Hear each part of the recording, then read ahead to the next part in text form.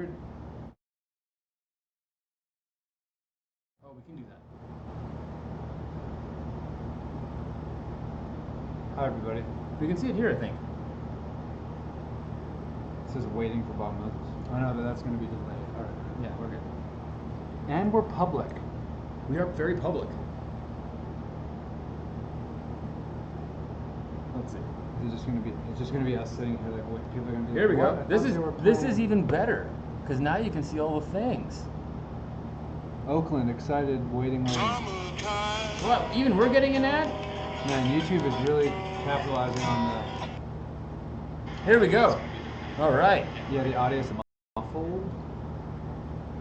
Audio sounds a bit muffled. Is that because your computer's over? It shouldn't. It should be properties.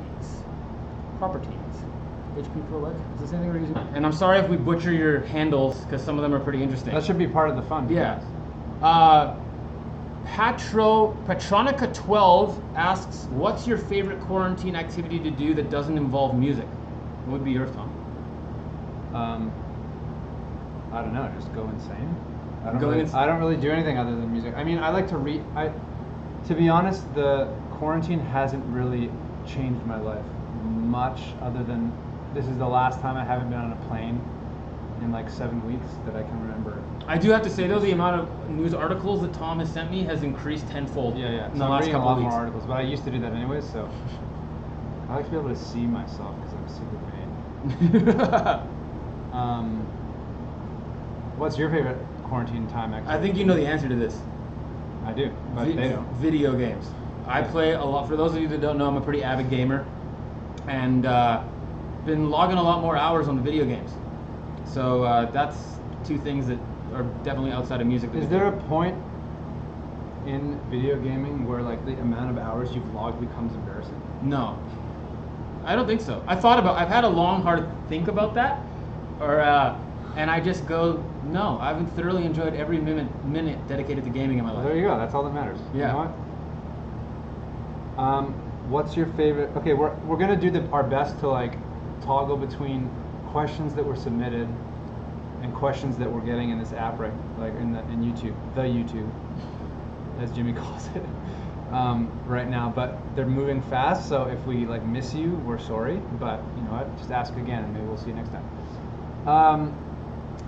Play music. People said, yeah, you know what? We're switching it up. This. We can play music next week. Yeah, we're gonna play music next time. We're switching it up.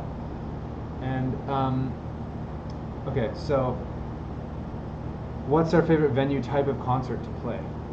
Jimmy, you can answer that. Yeah, I mean we like most concerts that we do. I'd have to say. Like I think that the thing that's I'm just gonna say this ties in nicely with a question which was submitted, which is which do you prefer, DJ sets or live shows? So yeah. So the whole thing is is answer it in bulk. Yeah, this is like a two-part question, and the person who asked that pet bracket the coil asked that. Which one do you prefer, DJ sets or live shows? So favorite venues.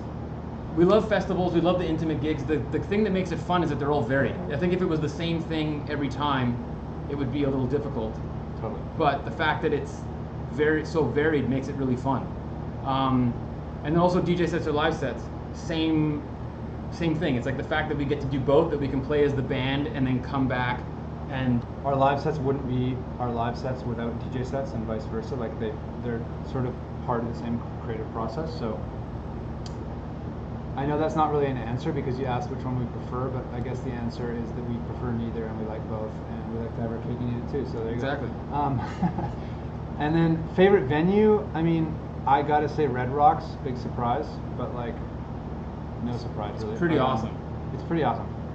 Downstairs, for anybody that's been backstage, there's like every act that's ever played there written and like all these posters, and just it's sort of like a legendary museum, and to be just of all these great acts that played there, and because it's such an old venue, like the Beatles have played there tons of times, you know, it's like it's cool to be amidst that, getting ready for your show, and then go up and like from the stage being there, and like even driving up to the venue. I mean, there's really no venue that compares. No, like, and the fact that it's been there for so long, I think like a sad thing with venues is oftentimes they don't get to they don't last as long as they should, and the fact that Red Rocks has been there for decades. I think it's even 100 years old. It's like it's really old. Like a lot of things have happened there. So getting to play there, you just feel part of something bigger than yourself, which is great.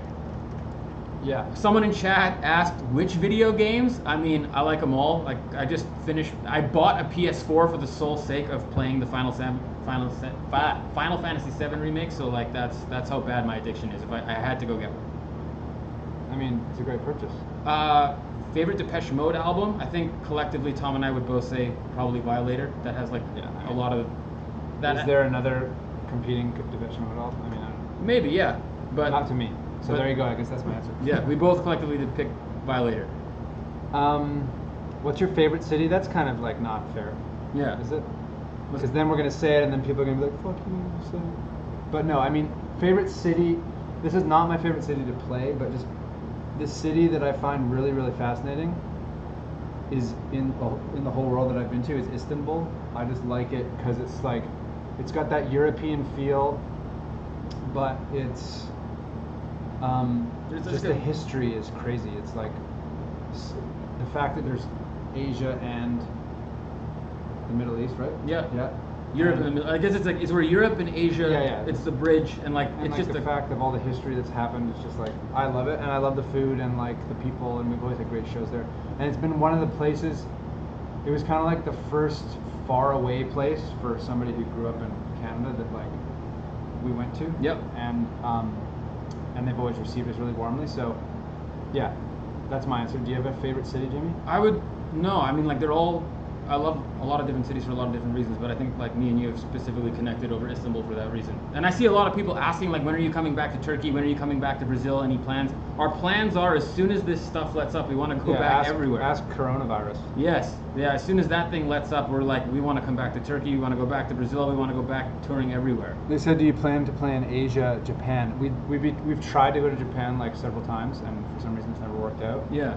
And it's on my bucket list. It has been. Jimmy's like it's almost annoying how much he says, man, I want to go to Japan. I'm like, well, fucking go to Japan. But like we now is the one time we've actually had enough time for him to be able to go to Japan, but like you can't travel. You can't go. So he's just far. Yeah. But also I think that there's like probably a part of there's something nice about going to a country for the first time when you're going there to play, which it might sound weird, but yeah, I think secretly you want to go there first to play, don't you? Secretly, I'm holding off. Somebody said, do you want to drop the bit rate? Maybe help with the difference. Apparently there's a difference between the audio and video. Uh-oh. If you want to try that. Drop the bit rate. Sorry, technical stuff, people. I wonder if this is going to mess with the stream. Sorry, we're dealing with, as I'm sure you have all noticed, the internet connections as this has, this thing's been going on has been difficult on people. So hopefully this is better. How long does it take to write an album? That's a great question. It takes us, like I'd say, around a little over a year when we sat down to do it. From like the thing is that it's hard to set a start date and an end date because like we're always writing. So sometimes like ideas will be started on a tour or something like that. Like for example, Back Down, we started writing that during a sound check when we were on the Days Gone By tour. So it's like we didn't really start writing the album on the Days Gone By tour, but like you're always collecting ideas. So it takes a while. Like I'd say the better way to think of it is like we're both always writing stuff, and like then you can drum up ideas all you want, and then you kind of have to allot some time to like finish them and make them a cohesive thing. And so it takes usually about a year. But that's because that's kind of what we give ourselves. I think that if we had to write an album quicker, we could, but like taking a year to do it is nice because it really allows you to like get into it. Yeah, deadlines we always set deadlines. I think deadlines are healthy, and I think the thing is that you'll realize is that you will always take until the deadline is what tends to happen. So setting deadlines is important, and meeting them is even more important. Should we check over this guy? All right, let's go through another one of the Instagram questions. Jesse J. Devalos asks, most embarrassing moment on stage? That's a good question. And I can think of one. I can think of one for you. For me? Yeah. I want to know. What is it? It's we were playing a show in Berlin one time. Oh yeah, shit. And and Jimmy like came down, like it was some weird, it was like a, what venue was it? It was like a weird, It was IPSA. it was like a weird wooden stage on another thing. It was sort of like, it was like a rave, so it wasn't. It wasn't structurally sound. I'm Yeah, gonna it give wasn't myself some structurally credit. sound. I mean, so basically, Jimmy jumps down off the stage to like interact with the crowd, and it's wood, and he was wearing boots, and he literally like landed on his butt. Landed on his boots and slipped like fully feet out and landed on his butt like, hey, and like it was almost like he, like it was pretty. I planned it. It was pretty funny. Yeah. But it was like everybody was surprised. He was surprised. Everybody was surprised. It was like not actually that big a deal at all. It was kind of funny, and like everybody laughed and just kept partying. But that was, I mean, if it was me, I would have been embarrassed. Yeah, I was fine. You know, I'm used to getting laughed at, not laughing with people, so it's like, you know, it's just part of the job. All right, sorry if we pronounce your name wrong. Damir Zakhenov asks, there were a few more people in your video that you did for KEXP. Who were they? Great question, because it's important that we give these guys some credit. That was Julio Tavares on bass and Joe Zizzo on drums. We play with them in our live band. They're both great dudes, great musicians. And, you know, when we tour live, we're a four-piece. It's not just Tom and I, so those are the other dudes that are in that video. Yeah, that was great. It was just like on a live show, Jimmy says, "Give it up for Julio." So you like gave him a little, You know, sense of normalcy. Yes. Because we're kind of going crazy. if Julio's watching this right now, give it up for Julio Tavares on the bass. Okay, let's go in this chat. Do you ever get tired of playing a particular song by Gemmo the Icon? Sometimes, but very rarely. I think we're more afraid that like the people who come to our shows a lot are gonna get tired of hearing them. That more than us getting like. Yeah. To be honest, like every time we play, I always have a blast. Like I have a lot of fun. And Yeah, like, it's not so much like, it's weird to say this, but playing live is not so much about like your connection to the music in a weird way, which is weird to say because obviously you think like you want to get super into the song and for me sing it with passion, and I do, but it's almost like second nature. It's like, you know, it becomes this thing that you're just used to doing and you do it without thinking. So you don't ever like launch into a song and be like, ugh. I mean, there's some songs I think that like we put out and we don't like as much, so we play them less, or like they don't really work well. I think that that's the only way that I get tired of playing. Like if we put a song on a record and we tried it once or twice live and we just like always get no reaction, it's sort of like you retire it. And then I guess the only time I've ever gotten tired of a song is if like we've got a bunch of dates booked and we're like going and we've planned a set, especially once you get like with production and the live band and stuff, and it takes more to change things. Like a DJ set or like a club set, you can switch on the fly. But if it's like, oh, I know this isn't gonna work, and we're playing it again tonight, then I kind of get in my head like, oh, you know. So that's the only sort of getting tired of a song. But which ties that's into a long answer. A great next question, which I saw as like a couple of my favorites. Why did you take out Touch and Go and Grace from your shows, and is there a reason? And to be honest, none of the reasons. That was asked by Niln_Shamrith. Because I'm enjoying your pronunciation. Yes, I'm trying really hard here. The real honest answer is that it's because like we've just played them so much for so many years that sometimes you need to make room for new songs, and it's not that we don't like them. Like Tom and I both love Grace and Touch and Go, and you know there's probably going to be a time when they do make their way back into the set. And even with Grace, we've been playing that more in our club show recently. Yeah, I think like if you've been to see us recently and you haven't seen a certain song, it's because we probably and if it's older, we used to play it a lot, and we kind of like, the only time we ever switch things out is if it's like, okay, maybe we're at risk of like, you know, we're always trying to think, like making a live show or like making sets is sort of like making a record in the sense of like, you're trying to produce and make the best thing possible for what we think you guys are gonna like. So, you know, we put our heart and soul into the music, and then we put our heart and soul into like trying to create the best show possible. So, if we've ever switched stuff out or like retired songs for a bit, it's just because we're like, okay, these people are probably sick of hearing Grace for like a year straight. Yeah. But we've been, like Jimmy said, we've been playing it more. Somebody asked a great question in chat, which is, do you think COVID has restarted the underground music playing field for new artists? That is an awesome question. One that I don't have an answer for, but something that I can probably share an opinion in. Anytime there's ever been a situation that sort of like takes that the already established thing kind of has to take a back seat or is harmed in any way, that definitely creates room for up and coming producers to sort of, you know, make their way. Or like, for example, like New York, when I first moved there, or we first moved there, it wasn't necessarily like a hotbed for electronic music, and it took a while. It started in warehouse scenes. Like New York had just experienced this thing where like the Giuliani era had sort of closed all the clubs and it had to start over again. So I think anytime there's sort of that, like, you know, burn it down to the ground and rebuild it, that makes room for more new music, more new artists. So I'm sure a bunch of new acts are going to pop up out of this. Yeah, maybe like there's those people who work at a job and they're like actually got some really good ideas and they never find the time, and then now this COVID's given them like time to make music, and then they're going to come out when everything opens back up and release like the dankest EP we've heard in years, you know? Hopefully. I don't know. We got another question from Instagram, which is, oh boy, here we go. These names, man. Are, let me try. Right. I'll sound it's better. The Nabila, this one. Nabilad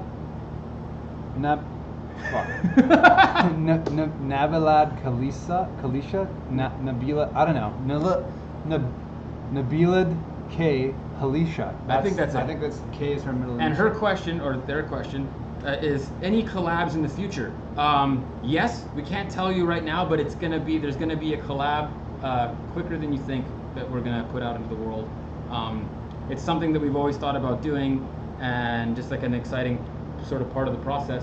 Yeah, and we're doing it more. I think like at the beginning of our career, we collaborated with Frank and Tony a lot, and that's kind of how we found our own sound, so to speak, through that experience. And then we really like wanted to focus on like developing that sound, just us, and that was required like focus, you know. And now I think, especially with the remixes on this last album, we've really experienced how great collaborating is, and how great like getting to work with, even if it's not directly, producers that we admire and love has created like a bunch of really awesome remixes. So I think going into this, and since the last record, we've also done a lot more like writing sessions, sort of like as writers, you know. So I think that we've just like opened our minds up to that, and yeah. I think we've all like, we were just working on one today, you know, and like I think that's a really cool way that we're gonna freshen things up. Also, I think one of the things too is that like back in the day, like when records were being made, it used to take like a small village of people to make an album, and now with music recording technology, it's like one person can like perform a whole thing. So those sort of connections have kind of gotten lost a bit in that, and I think it's nice just to, you know, get out of your comfort zone and connect with people and make records and like relinquish a bit of control and like all the things that come with collaborating, you know? Yeah, the thing, like, here's the thing with the collaborations that we've done recently, even if it's not that great, or like it doesn't really, or it doesn't go anywhere, you know, or something like that, you always learn something, so it's useful. And I think that somebody said here, how do you decide with whom to collab? I think the thing that we've learned is that you just have to collab with people that you like them. Yeah. That you really like them, and you're like, you know, it's just like an obvious thing, like, oh, that'd be sick to get their mojos. Or they send you something that you think you have something to add to that inspires you. Back to question from a fan. Okay, who do you guys want to see in concert? This is in the chat. Great question. Tom got to see them a couple years ago when we played Bonnaroo. I was supposed to see them at the Forum in LA, but they canceled due to COVID, and that's Pearl Jam. Tom has said that they're an amazing live show. They are. I didn't even really, like, I was sort of annoyed by Pearl Jam, to be honest, like before I saw them live. And, you know, we were like, for me, I was always the Nirvana guy. And not that you have to be one or the other, but I was always a Nirvana guy. And then I saw them live. And you thought it doesn't get any better than this. That's what you thought, right? That's what I thought. Yeah. So I really That's the wish. best part of having a band with Jimmy. By the way. Yeah, I'm full of dad jokes, and now that Tom is a dad, he's got to step up his game a little bit. But like, Well, I'm just gonna siphon them off you. I Yeah. don't have to do anything. It's like a turnkey operation. I think like if we release a physical CD of what we're doing, we're gonna include a pamphlet of dad jokes. Yeah, I already got like a whole book planned for like The coffee table book. coffee table Jimmy dad jokes. Okay, let's do. I like from the chat. There's also this guy. Here, try this. It's CK Hrisk or underscore. I'm trying here. Are you using any preamp, etc., for your analog gear? Yes, we are. We are. It's the Brent Averill 1073 MP here. I'm wondering if you guys can see this. Let's try. It's this guy right here, and it's a clone of a Neve 1073, and it sounds great. We put all of our vocals through it, like anything, synthesizers, guitars. It's just a great sounding preamp, and highly recommend it. Yeah, it's great. Some of these questions are pretty funny because like they're asking about stuff that that's coming out or that we've done, but like we can't say yet, so it's kind of cool. Yeah. So if you're asking about like collabs and like remixes and stuff, just know that we kind of know that, and we're doing it already, and stuff's about to come out. So Well, what about Liz Mono? What techno DJ would you love to have remix one of your songs? I mean, it would be great if we could get a Charlotte DeWitt remix. it would be. That'd be sick. She's an awesome techno DJ. We saw her play at Amnesia in Ibiza, and it was wicked. So hoping that can happen. Kevin Sweeney, your wife's due in July. Congrats. It's awesome. It's a trip. I was born in July, so like, So I mean, that's kind of something. yeah, gonna be a handful, but it'll be fun. Okay, let's go back to. Oh, hold on. Oh no, you already. Oh, will affect rate. How do you think from Spencer McDonough? It's a good Scottish name, Irish name. I don't know. My dad's Scottish, so I'm just gonna go with Scottish. How do you guys think COVID will affect rave culture? Do you think we'll see more Burning Man style stuff? I don't know how.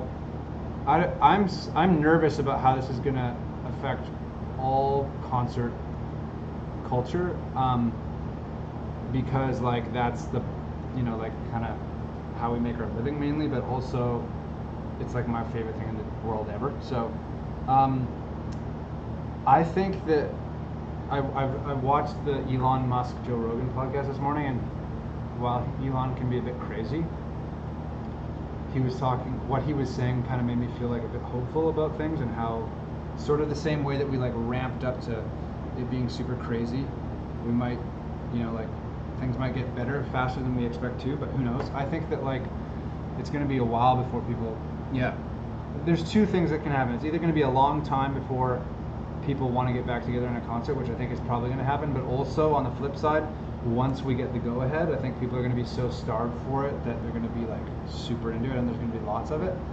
And I think that, to be honest, the culture, to get more like zeroed in on your question, is going to be way better, because rave culture is already about like coming together and leaving your ego at the door and like being together and mixing together. The And whole I think- culture is already. It's like a. yeah, It's a and very. I think that like when people, now with this COVID thing, people are going to realize that how special it is. Like they are going to everything. Like I'm already taking all the things I used to take for granted, like being able to go to the coffee shop and get a coffee. We're all going to have hopefully a little more like appreciation for that stuff. So I think it'll be. I'm trying to focus on the silver lining, and I know Jim needs to. So Exactly. Another question. This is from Luisa Verio. Do you know how to cook, bake a bread? Any recipes to share with us? I mean, my cooking game's improved in the last little while. I recently bought a grill, and I've just been. when I moved in with Jimmy's house in New York, he ate ramen. Yeah, I ate ramen noodles exclusively, and now Now he's a chef extraordinaire. I watch Gordon Ramsay videos late at night on YouTube when I can't sleep, and I dream about baking pies and stuff. I'm into that. You should start baking pies. I mean, we're decent cooks. Like I can cook pretty well, and yeah. Tom was super into cooking. Tom's just like naturally a good chef. I have to work a little harder. I don't know if I would go to chef. Or naturally a good cook, but like I'm very much like, okay, I've got exactly a quarter teaspoon of radishes here, and I got my jalapenos over here, and I'm very scientific about it, and therefore that limits the ability to fail. You know. I'm more like throw the radish across the room. Maybe some of it hits the pot. You're good to go. I think this kind of perfectly explains how we make music together. I'm always like, I think it would be great if we had exactly 1.4 more dB on your vocal reverb there, and Tom just like, all right, we're gonna do it with vibe, man. And the vibe and the science mixes together, and that's sometimes when you get great food and great music. Yeah. But we have been doing this cute thing where like every once in a while Tom will bake some cookies and he'll give me a couple cookies, or I'll bake some banana bread and give him. So we've been trading our baking. As far as recipes, Did you bake or did your girlfriend? My girlfriend. Yeah, don't try and take credit. Yeah, okay. He's always trying to take credit for stuff. Yeah. My girlfriend secretly is a much better cook than I am, but I'll take credit for. It's like, hey man, I baked this banana bread. And I'm really, and then Zosh texts me. She's like, hey, did you like the banana bread I baked? And I'm like, yeah, it's awesome. Thanks. No, I'm kidding. I went through like a cookie baking. I bet. By the way, I bet this is way more of an answer than you expected on this one. I went through like this thing where I craved cookies at the beginning of coronavirus. Did anybody else get like the craving to just pig out at the beginning of coronavirus? For some reason, that's what happened to me. I was like, oh yeah, the world stopped. Okay, let's just eat as much shitty food as possible. But oh, thank God I got my handle on that, so I can turn into.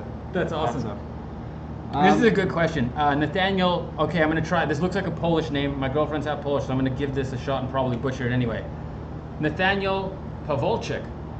We're going to throw that out there and see how we'll see how that sticks. He's asking, you guys ever wanted to get into Euro rack synths? They're scary. They're like, the answer is yes, but also it just feels like such a wormhole that I see the people who buy them and get into them, their whole studio just turns into Euro rack synths at the end of the day. It's just like walls of, knobs and cables. And for those of you that don't know what a Euro rack synth is, please go and just Google like Euro rack wall, and you'll see what I'm talking about. It's just like a crazy wall of. It looks like a science project.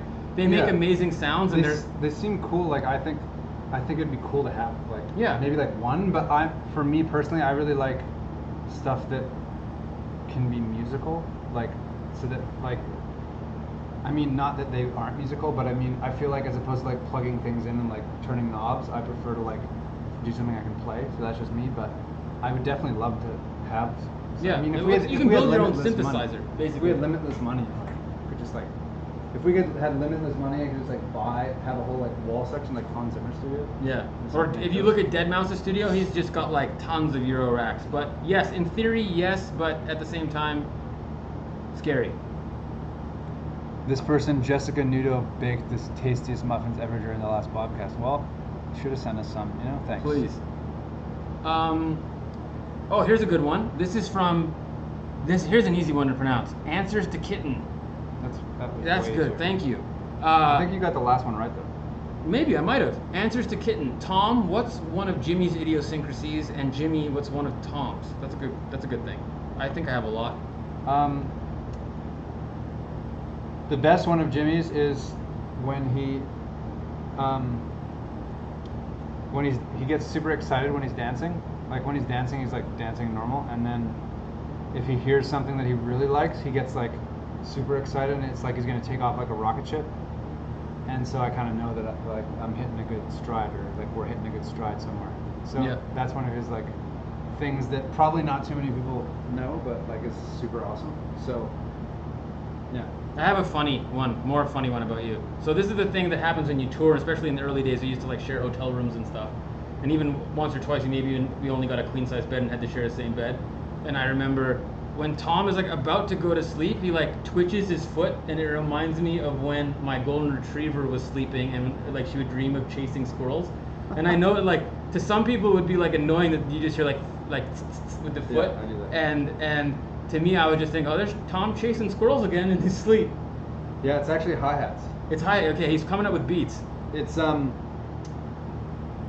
yeah, my wife complains about that a lot actually. It's not only me. Wow, this is an amazing thing. I don't stop doing it. I hope she's watching this because she'll probably be like, haha. The things that make you different, I think, are the things that are what's awesome about people. Totally. I mean, it's kind of weird, like being in a band with somebody, and like we used to have to sleep on floors and share mattresses, and share. Then it graduated to like sharing a bed in somebody else's hotel room. Yeah. Then like sharing a bed. Then like finally getting our own beds in the same hotel room. And then when we got our own hotel rooms, it was like, whoa, crazy. Yeah. But you learn a lot about like everybody's idiosyncrasies, and it's one of the nice things. I remember like when people tell stories about like Guns N' Roses or whatever it is, like bands that are fighting, and like you're like they would just all show up on stage and just see each other. And I remember thinking when I was a teenager, like, how is that even possible? And then you start to tour and realize that like you can very quickly get into like your own little tour bubble and like just show up for soundcheck and stage if you want to. Where like in the beginning, it's like you know you're grinding. Yeah. Bahadir Setkayer, I don't know if I butchered that. Where were you guys producing your music before building the studio? Well, we've had many studios. We, for the last year and a bit, or a couple of years, like writing just on the road, we will like rent a studio on a day off, or we'll just like work on our laptops on the tour bus or like something like that, or on the plane. And then before that, we were in another house. We built a studio. I mean, we kind of have like, that couch has been at all our studios. We usually have like, you know, it's really the gear and then this desk. And then we kind of like, we had all this stuff in storage. And then we built it again now. So we're kind of like, when we get into like record mode, where we know we're going to be doing less touring and we're going to be focusing more on the studio, we build a studio out in some location. Like we went through various ones in like New York basements. Yep. And then when we're touring a lot, we just kind of work on the road, like in our headphones, you know? And that you can do great work there too.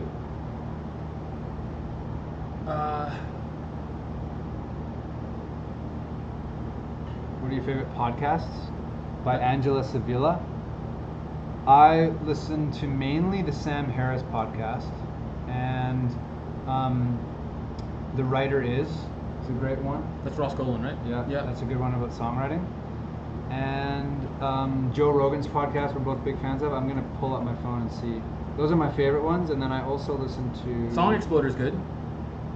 Yeah, that's a good one. RA has a pretty good podcast. It's got a lot of podcasts on there. Gear Club. Yeah, that's it really. Oh, the Pensado's Place. That's like, I guess that's more of a YouTube web series, but Yeah, that's that still one's really good. Yeah, if you're big into like music production and want to find out about mixers and engineers and stuff like that, check out Pensado's Place. That's a really good place to start. Mantic Mystic, great name. What software and machines do you guys use to mix and live loop? Live, we use an APC 32, I want to say. It's APC 40. APC. Well, there's an APC 40, but then there's the other one that we use for the actual live. We use two. We use two different versions of the APC. One for our club show, which can launch clips, and is great for that, and another one for our live show, which can also launch clips differently, but then you also have like a setting that you can put like reverb and swells and stuff like that.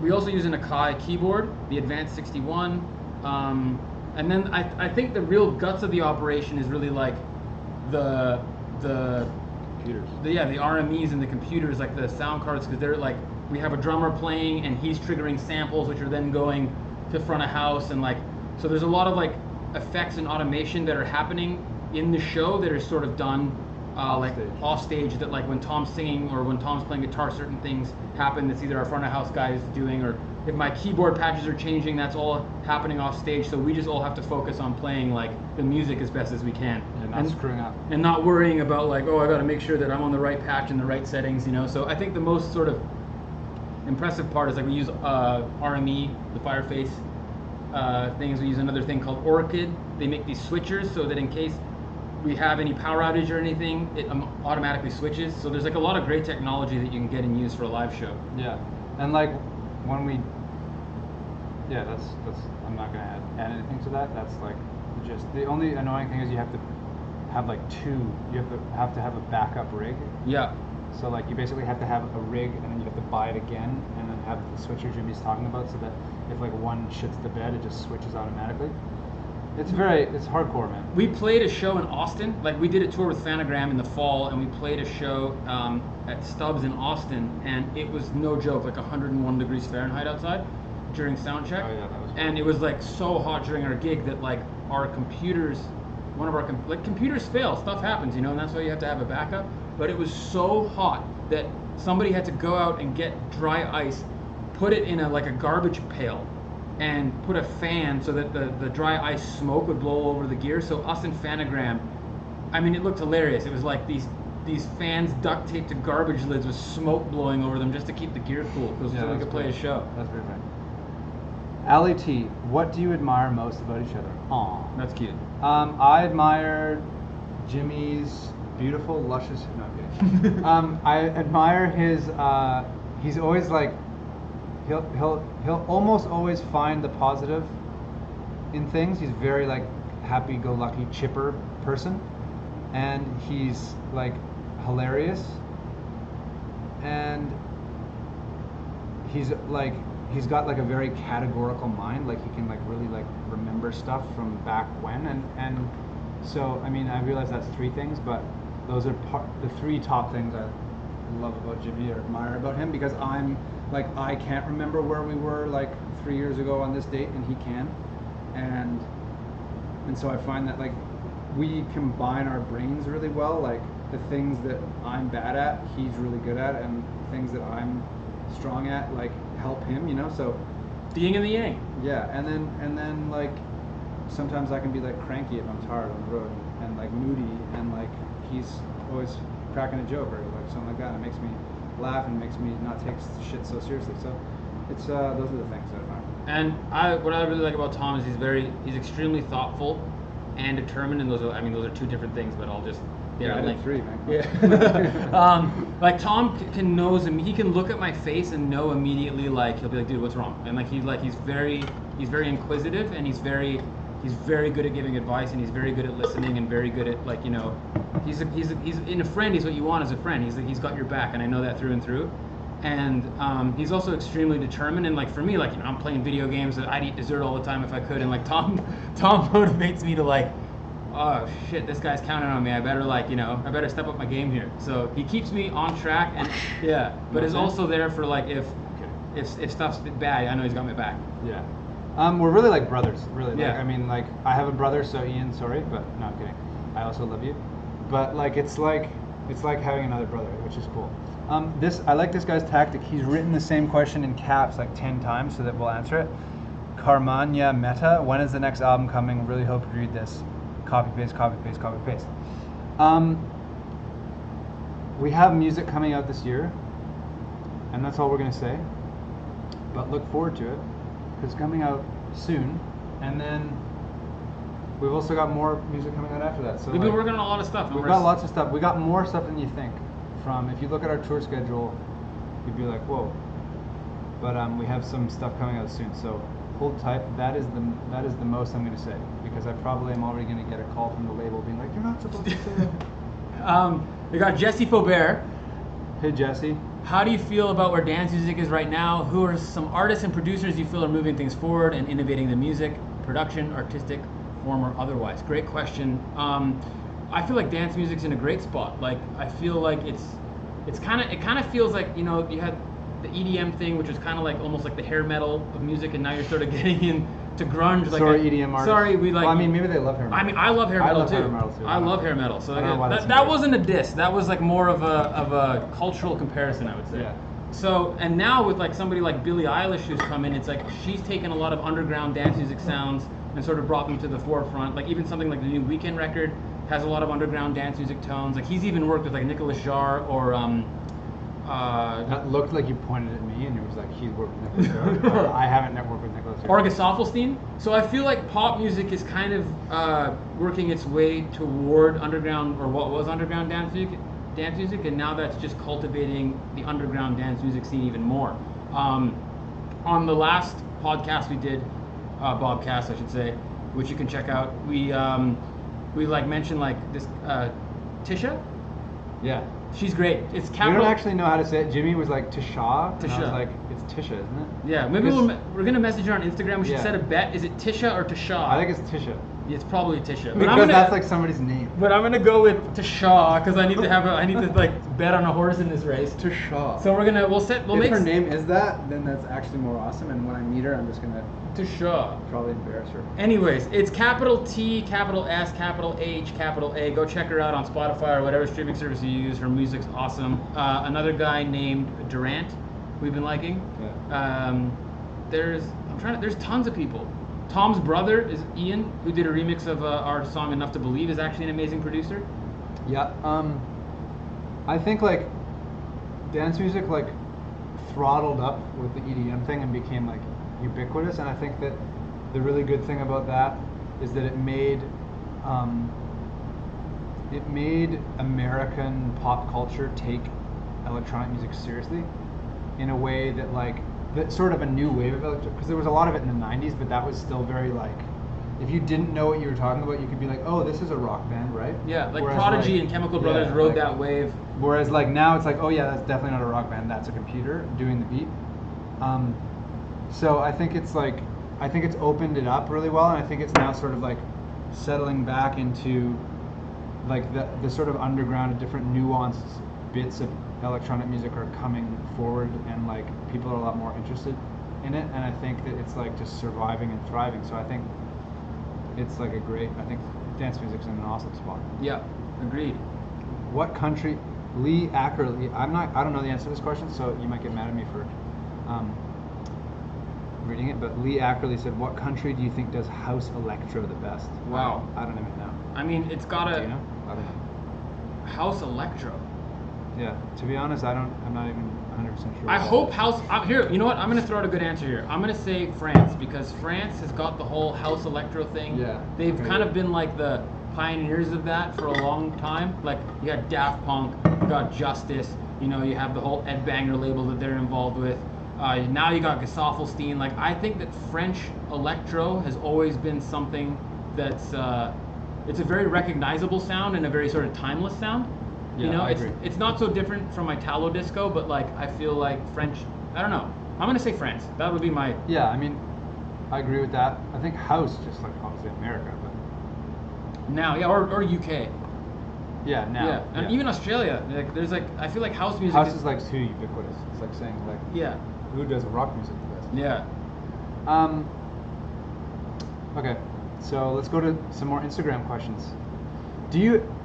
The Moody Murad, do you have any regiments or pre-studio routines you do to get in the zone for music making? Do you? For me, it's kind of like this feeling that like I have to do it, otherwise I feel upset. It's like I get this like feeling of like, oh, I need to like release something. Yeah. You mean like kind of like you have to take a shit? Yeah. Yeah. Sorry, that was crude. That was crude. I feel like if I don't like it, I kind of procrastinate until I'm like, okay, I should go do this. And it's not a thing of like I don't dread it at all. I really look forward to it, but I feel like it's like I wait for inspiration to hit and then I go. Yeah. I usually just like, do you have any regiments? I mean, I just have a daily routine. I get up, I have coffee, I meditate, then I like check the news and shit for a bit, sort of while I eat breakfast, make breakfast, and then I work out usually, and then I get ready to come to the studio. So that's kind of like my daily routine, and then I just work in the studio until I'm either like start sucking or like get too tired. Yeah. I don't really have to be honest, for me personally, a lot of music making takes many different forms. Like I get a lot of ideas when I'm like not just like doing something else. Like, yeah. I get a lot of ideas when I'm like trying to go to sleep and my toes are going, or like in the shower, or like on a run or something. And then coming to the studio is, to be honest, I know this is going to sound boring, but like making coming to the studio like a job is actually the best way to do it, because it's like you go in and it's like you're there. It's more about creating the space for the creativity to happen, because creativity is like lightning. You can't really like put it in a bottle. Your job is just to try and trap it and put it in a bottle, and like that's really fucking hard. So like if you're in the studio, or if you have musical instruments around, like then you're better equipped to like catch it and like make it into something. Yeah, it's the kind of thing. There's no guarantees. It's just the more times you show up to the studio, you kind of increase your chances of good things happening. It's kind of like and there's something about. I think the thing about maybe doing a regimen or routine, like maybe there's something about that's nice about not having a regimen or routine, because that's when the subconscious kind of kicks in, and oftentimes the best ideas are just like you'll be walking down the street and then have to record something into voice memos because it's like, oh, I got this tune in my head.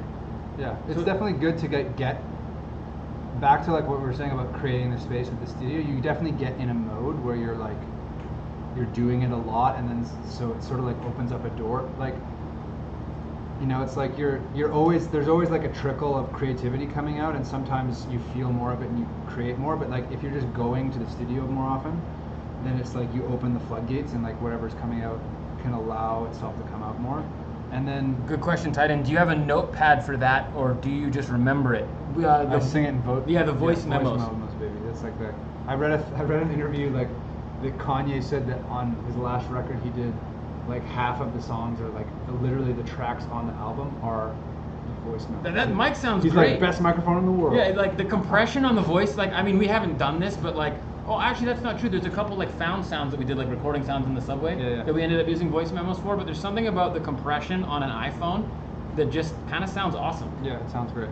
And I mean, also to like just cap that question off, like the song "Enough to Believe," for example, we were on tour in New York. We just played a big show in Central Park, and we were both like hungover. We raged afterwards, and we were both hungover and tired.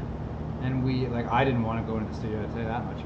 But we paid, like our label had booked this nice studio for us, and we went in and we got like we tried like 2 bad ideas, and then we were just kind of sitting there like, okay, and then all of a sudden Enough to Believe came out, and like it didn't come out in its entirety, but like the gist of the idea came out, and then we worked on it later once we had set up a studio and stuff like that, you know. But like that's a perfect example of why you just have to go in, just like go and put in the work. Like you got to show up, you know. That's a good question by Joshua Faubert. Do you guys have difficulty delineating between creative inspiration and creative process? I mean, like where do you delineate? I mean, that's delineate. Sorry, Josh, what's up, man? He's my homie from Berkeley.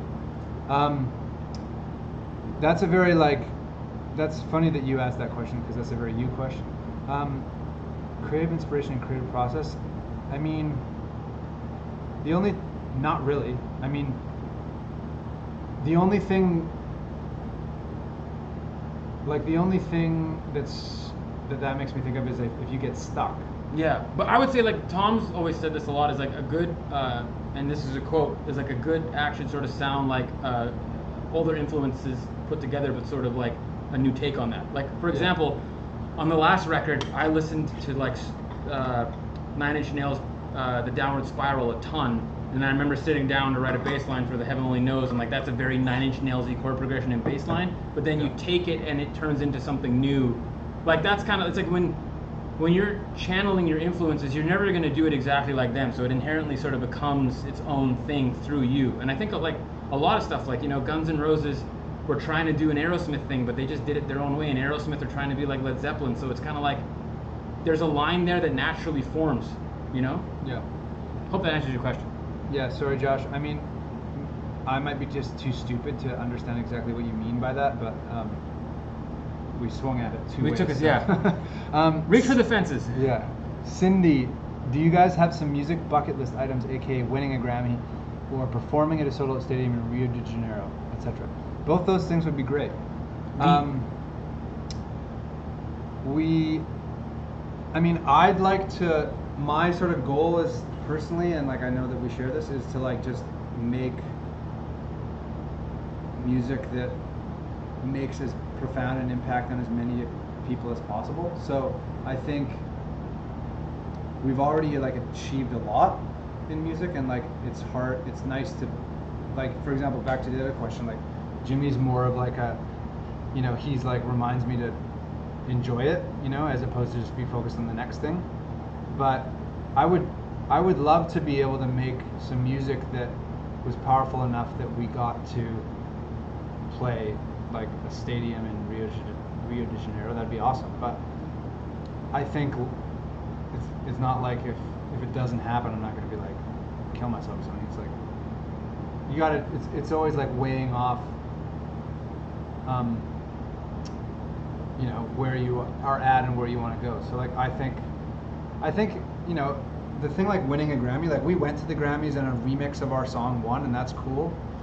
But we both care a lot more about like keeping plugged into the creative inspiration, because the feeling of like getting inspiration and making a song and like loving it and like both of us being stoked is like the best thing ever. And then seeing that connect with people and going on tour and like playing to big crowds and like having a great vibe and interacting with the people and connecting. It's like when people are singing your song back to you, it's like you're connecting to them through that like that thing you got from somewhere that made you write the song. It's like the best thing ever, and so that's really all that matters. Yeah, I think, and Craig Young just asked, what does making music mean to you? Is there something specific that it gives you in life that makes life better? And I think that kind of answers that. It's like, we make music just for us and we share it, and you just kind of hope that if you're digging something that you're making, there's someone else out there that's going to like it too. And like, that's really all that you can do. Yeah, I mean like I kind of have to make music. Like somebody else asked this, did we put this in here? A bunch of people have asked like if we weren't musicians, what would we do for work? And like I don't really know the answer to that question, but if I wasn't a musician, I would do something else, and I would just like do it so I could spend as much time doing music as possible. Like music just sort of happens for me. It has to happen, and it's just always been like that. So, and I know Jimmy's the same. So like I think it's part of, I think like making music is a big part of who we both are, and I think it's like doing it feels good because it's like you're validating a part of yourself that like is very core to who you are. It's kind of like if you were hiding something about yourself and you didn't feel comfortable sharing it with the world, or you knew that you should have shared it with the world but you didn't have the courage to, I think like you might feel some regret about that. So I think like even if it doesn't work, or like if you put out a song and everybody thinks it sucks, like at least you're like being honest with yourself and like true to yourself and like doing what you know you kind of have to do. Yeah. Alex P asks a great question. Thoughts on creating your own reality, power of the mind, law of attraction? I've always been a believer of the fact that you kind of get what you give, you know? Like I think, I mean, there's probably not any scientific facts to back this up, but like, you know, we're generally positive people, and generally like I would say positive things have happened to us, and I've seen some people who have been very extremely pessimistic that almost kind of like attract bad things. Yeah. You know, it's funny how the way the world works. Like, you know, anytime we've ever met someone or ever met a fan, like I remember what it's like to sometimes meet people that I idolize, you know, and it's scary. And so like I've always tried to keep that in the back of my mind, that like, you know, you never know what someone's going through, you never know what someone's thinking, and vice versa. And so it's like we always try to, you know, be kind, always try to put good vibes out there, and hopefully in turn that inspires the same. I think like to take off with, I think that like I would love to believe that we're all super creators and we can like imagine things and make them a reality, and I think that there's some truth to that statement, but I think that like, and I've wondered about this like my whole life, like I really, you know, like wanted that to be true, and I do a lot of like imagining and stuff like that, but I think that really like if you look at it from a more practical perspective, like even if you can't create your own reality, so to speak, like you can if you believe you do and then you act accordingly, like that gives you a better chance of creating the reality you want. So like you can control how hard you work, and you can control where you put your energy to a certain extent, and like I think reality is sort of like your efforts as they plow through an environment, and like the way that the environment affects you, that sort of determines your reality. So like, you know, Jimmy said we've had good stuff happen to us, like we've also had a lot of really shitty stuff happen to us, like people getting really sick and like or dying close to us and stuff like that. And it's just about what you choose to focus on. Yeah. And I think that like you may as well focus on the positive stuff because if you can, because to focus on the negative stuff is just like a worse alternative. Yeah, you can't control what happens to you always, but you can control how you let it affect you. Yeah. And so we've always just tried to, keep that in mind and just keep a positive outlook. I mean, I think that's especially important during a time like this. Yeah, totally. I mean, it's hard and it's easier said than done. And like, I totally like get down in the dumps and like, fuck this is all gonna work out all the time. But like, you just gotta get back on the positivity treadmill, Great question by Yasmin Lopez. Does your album express any meaning towards today's society? Our records are oftentimes, like we always say, we write what we know. I think it's the best thing that you can do as an artist, like to write about things that affect you personally or things that affect both of us. And a lot of things on our records or in our music are things that happen in everyday lives that are in society. So I think you can, in the music that we've done in the past, that's going to be true, and I think in the music that we put out in the future, that'll also be true. Yeah, and I think that like the first album was very introspective, and this Battle Lines was a bit more looking out and commenting on society. And I think that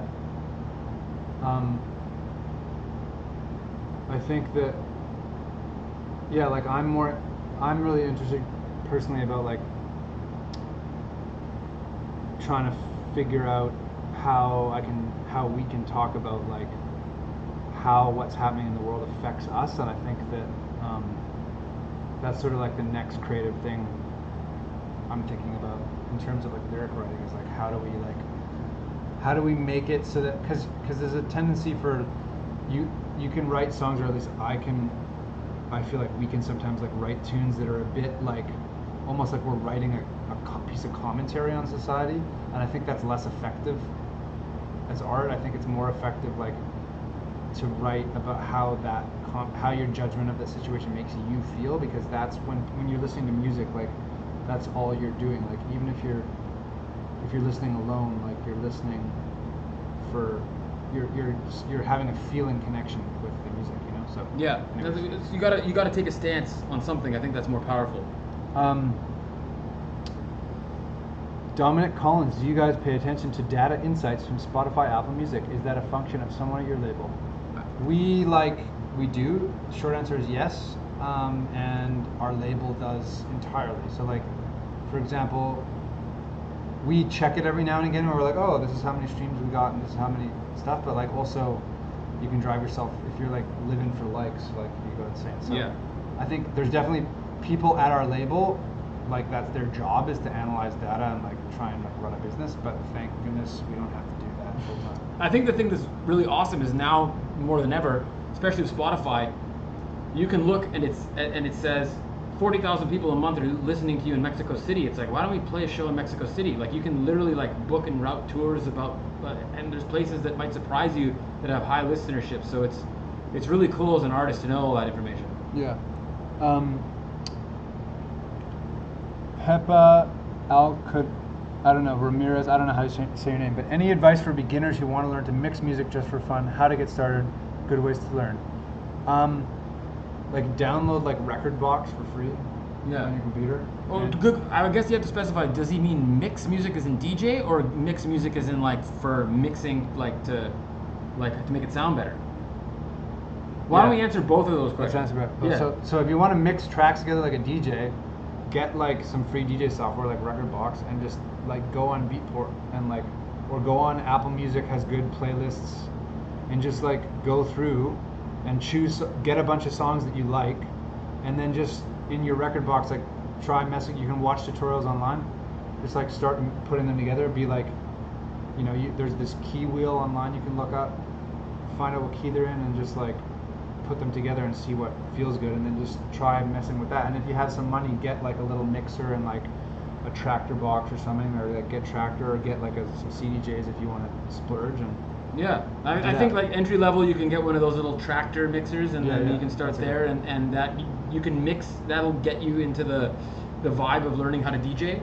Yeah. And it's a pretty low price point too, so that would be a good start. What Tom recommended is awesome. And then as far as like learning how to mix records, like to make your music sound better, I would recommend just like we make a playlist in Spotify that's music that we think sounds good, and like listening to that on your speakers as a reference to be like, oh, I love how the bass hits in this track, trying to get your bass to hit in the same spots that it fits in others. Like a lot of our stuff was like, we would like hi-hats in rock records, so we would listen to that, or like snare drums from Tame Impala, and be like, how do we get a beefy snare like this? And then, oh, we love the low end of like the Frank and Tony records, or like, you know, Deep House. So we would throw a bunch of different stuff into a playlist and then try and basically mimic the different sounds from those songs or tracks that we like. And at the end of the day, you have something that sounds completely unique and original, but as good as like you want. It might also sound shitty. I mean, like you just, yeah, get Ableton or something, and just like what Jimmy just suggested is really good for sort of orienting your ears to your speakers, and just like listen to a lot of music. And then if you notice that like certain tracks, like he's saying, sound good everywhere, that you like, oh, this song sounds good on my laptop speakers even, and it sounds great in my car, and it sounds good on my stereo at home, and it sounds good on my studio speakers, and it sounds good on my friend's phone, or it sounds good in the mall when I heard it, you know what I mean? Like, put those in a list like he said, and then get used to how those sound in your studio, and then just start like watching tutorials on like plugins and stuff, and like start messing around with your DAW and like trying to get it to sound the same in your studio. That's what we do anyways. Alex P asking a good question, and a couple other people have asked this, which is kind of a strange question, but how can I support you guys during this downtime right now?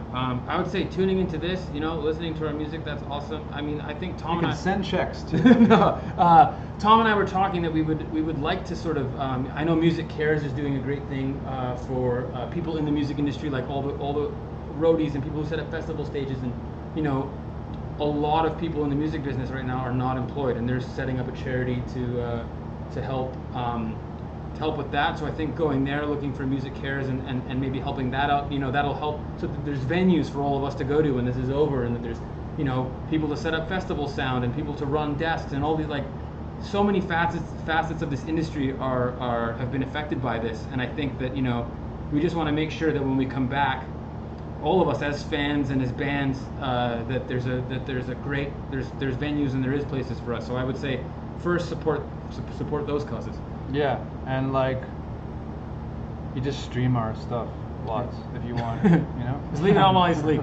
Yeah, just like set up like 4 different accounts at Spotify, and then stream them all, and just leave them on, and put our whole albums on repeat, and that'd be great. Yeah. I'm kidding. Do what Jimmy said. Support a good cause. Travis Gallagher, how do you know what song will be a single or not? Oh, what a lovely question. Yes. It's kind of annoying. Sometimes you just know too, though. Sometimes you just know. Sometimes like, it's a gut thing. Like, for example, like when we made Tearing Me Up, we just knew that it was like sort of like the song, and we had to even convince people at our label, like, they were like, yeah, okay, well, we should go with this one first. And like, I agree that there's a cool idea about like when you think about a body of work, how you want to release it, and like how it differs from what you released last time, and like how you want to ease people into it and all that stuff. But also songs that are strong, you typically like, you just kind of know they're strong. I mean, we've got a bunch of people that we play songs for, Yeah.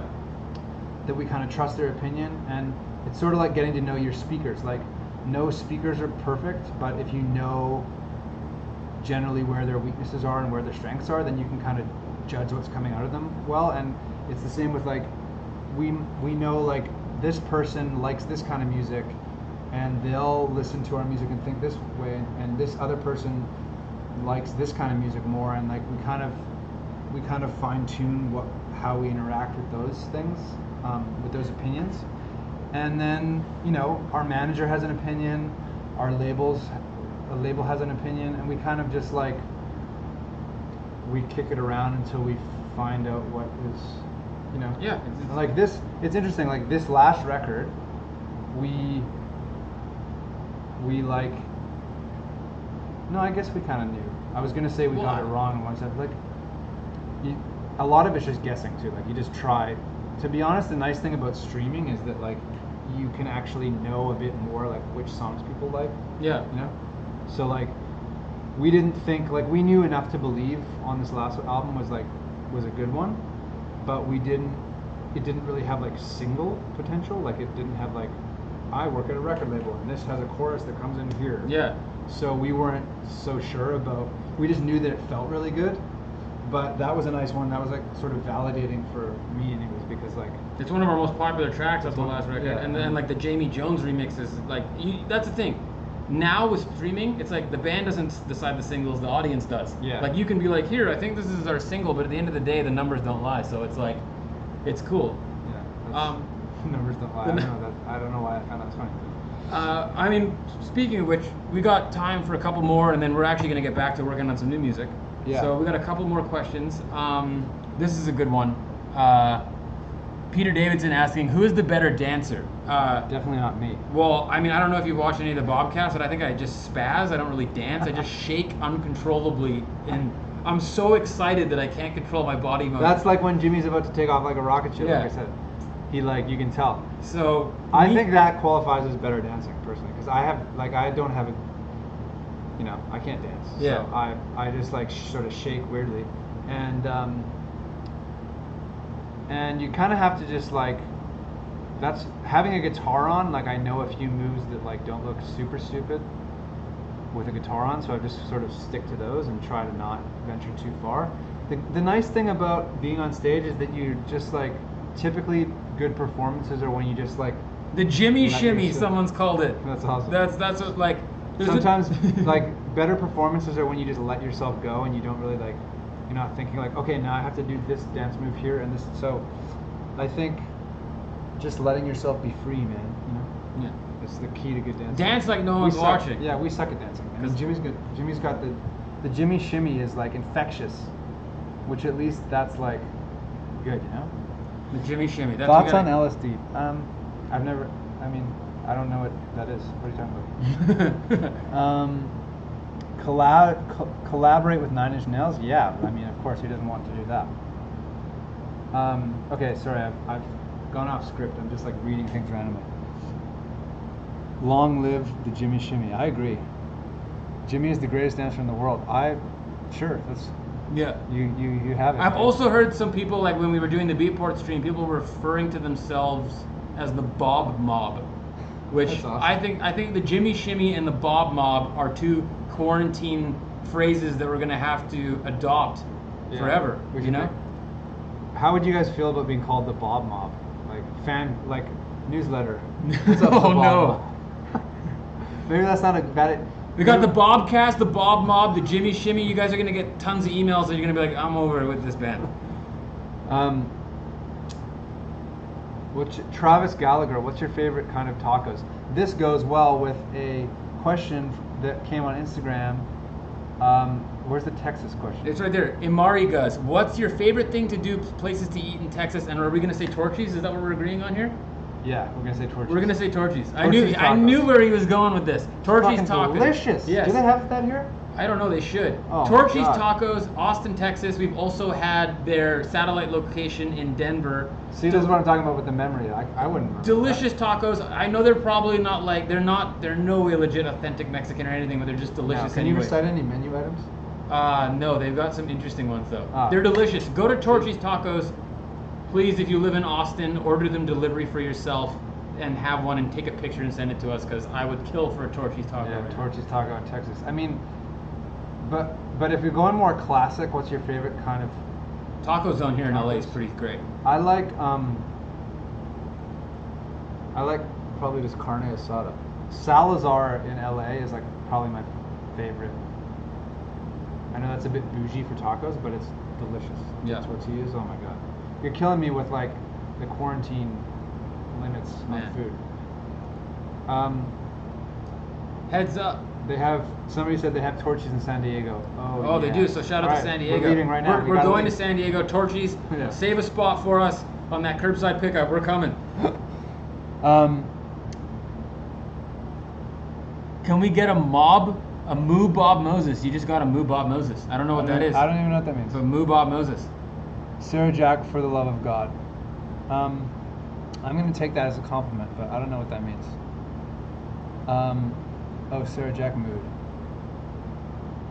Okay, I'm gonna not get sucked into the chat because that's people are gonna be like, "What are you talking about?" All right, well, let's do a couple more questions and then. Oh, here's a good one. Your dot troubles. Of course, they would ask this question.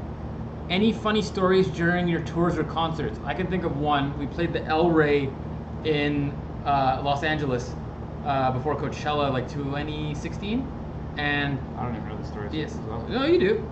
A woman ran on stage while we were playing and kissed Tom, and somehow she appeared and disappeared. Like it was like. I didn't even remember this, by the way. I just remember I was playing keys, doing my Jimmy shimmy, and then I see this woman run on stage. Thank you for that, guys. Kiss Tom, and then jump back into the crowd. It was like a Nirvana show where they would like, except minus the whole grungy dancing on stage thing. But like, it was quick, it was slick. I wouldn't recommend doing that. But don't give anybody I'm not giving anyone any ideas, but they executed it well. I have to say. It was say. distracting. I just remember like, yeah, I thought it was like. You didn't miss a note either. No, it happened so quick I didn't even know what was going on. How do you learn to 1+ Humanity? Nice name. 1+ Humanity, not plus humanity. 1+ Humanity. How did you learn the electric guitar? What's your inspiration for your style of play? I learned the guitar. I was given a guitar when I was 8, one of those mini ones, like an acoustic, and I just started playing chords to try and write songs. And then the electric is just cooler than the acoustic, so I was super into punk, and like you can't do that with an acoustic, so I got an electric. And then the influences for my style of play is just really about like trying to play like other people. Like I was super into punk rock, so I got super into that. And then when I fell in love with Eric Clapton is when I learned to play the blues, and then that sort of minimalist, less is more. I saw Eric Clapton once in Italy when I was 18, and he had Derek Trucks on stage with him and this other guy, and like all three of those guitar players, I forget the other guy's name, but all three of them were like mind-blowingly good. But Eric was so much better because he just like, he played way simpler, like what he played made it look easy, and I realized that it was just really about like singing through the guitar and playing sparse and like not over. A lot of like the typical stereotype of guitar players is like they turn their amp up super loud and they shred, and like I was never really into that. And I think that great guitar players just use it like, you have to put on your producer hat and just use it as an instrument, like you would use a voice as an instrument or a kick drum. And I think that that's sort of what I try to do. It's not about what you do play, it's about what you don't play. Yeah, the space between the notes, you know? And here, maybe this is a good one to end on, which is ties into the same sort of punk question. Chad_Sig, heard one of you was in a metal band prior. What are your hardcore influences? He wants to end on the metal band. The metal band, good one. I used to play in a metal band. I didn't listen to hardcore music, but like I listened to everything from Slipknot to Slayer to Metallica. One of the most fun things we've ever done together is we played a show in Singapore. Our sound guy Patty at the time, he got us tickets to go see Metallica in Singapore. Yeah, because we were staying in the same hotel as like their crew or something. Yeah, and he had a Metallica shirt on. Yeah. And the guy was like, "You like Metallica?" And he was like, "Yeah, me and my band are here playing." Anyways, he scored us tickets because he's awesome like that. And we went and saw them, and it was an awesome band bonding experience. We also, another cool thing we did together is when we were like 14, our punk hardcore metal bands played together at contemporary music bands. Oh, so yeah, the same high school thing. It was we were really bad, but you know, it was fun. That's great. Okay, cool. That is a good one to end it on. Thank you all for watching. Metallica, yeah, thanks for tuning in. I hope this was cool. I know we didn't play music, but you know, got to keep it fresh. Next time. Next time. And also, stay this. This is a great band. Stay Health. Stay Health. Add a Y here. Great band if you don't know them. But we're hoping that you're all staying healthy, happy, and safe out there. Thank you guys for watching the BobCast and tuning in. And yeah, we'll see you next week. We'll see you next time.